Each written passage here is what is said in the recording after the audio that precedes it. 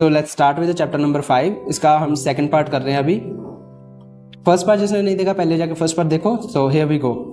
Often in the real world it's not the smart who get ahead but the bold. देखो real world में क्या होता है कि स्मार्ट लोग जो होते हैं वो इतना आगे नहीं जा पाते जितना बोल्ड लोग जा पाते हैं।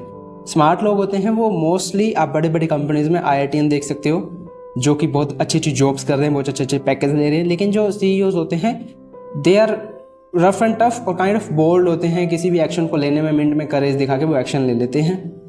As a teacher they recognise that is what expensive fee. अच्छा, ये उन्होंने बताया कि जब वो टीचर थे तो उन्होंने देखा कि बहुत सारे बच्चों को बहुत कुछ पता है, वो सिर्फ डर की वजह से नहीं बोल पा रहे हैं। तो this is a fear which we should came out from our body, which we should get out from our body. Old ideas are some people's biggest liabilities.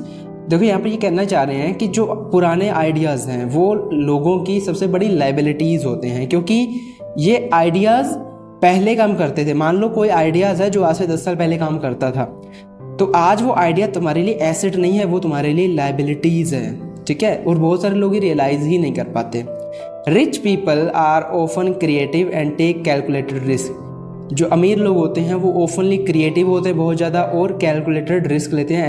ऐसे नहीं कि आंख में पट्टी बांध के किसी भी तरफ गोली चला दी, हमेशा कैलकुलेटेड रिस्क लेते हैं। Why would you want to increase your financial intelligence. ये रोबर्ट कियोसाकी का एक आपसे क्वेश्चन है कि why would you want to increase your financial intelligence. इसका जवाब आप दे सकते हो।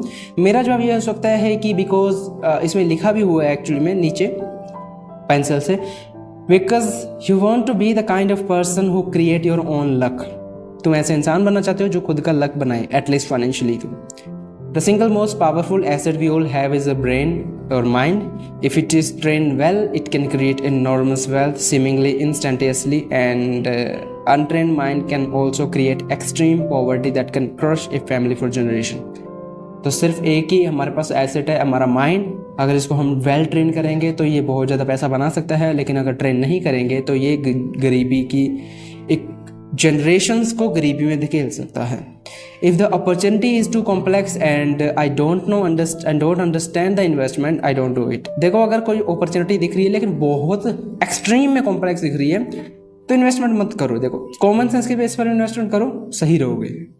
The problem with secure investment is that they are often sanitized, that is made so safe that the gain are less. देखो जितना safe तुम खेलोगे उतना ज़्यादा चांसेस है कि तुम लेस गेन करोगे, कम गेन करोगे। It's not gambling if you know what's you are doing, it's gambling if you are just throwing money into a deal and praying.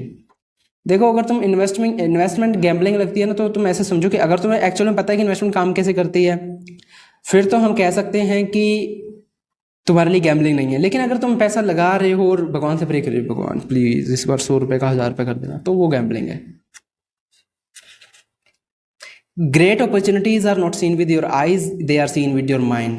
जो ग्रेट अपॉर्चुनिटीज होती है वो कभी भी आंखों से नहीं दिखती, वो दिमाग से दिखती है। It's what you know that is your greatest wealth, it is what you do not know that is your greatest risk. It is what you know that is your greatest wealth. देखो जो तुम्हें पता है वो तुम्हारा greatest wealth है, और जो तुम्हें नहीं पता वो तुम्हारा ग्रेटेस्ट रिस्क है। तो ये हमारा चैप्टर 5 कंप्लीट होता है। कल हम करेंगे चैप्टर नंबर 6 जिसका नाम है वर्क टू लर्न, ना कि वर्क टू मनी। ठीक है, सो उम्मीद है इससे कुछ क्लैरिटी आई हो। Thank you so much, see you day after tomorrow.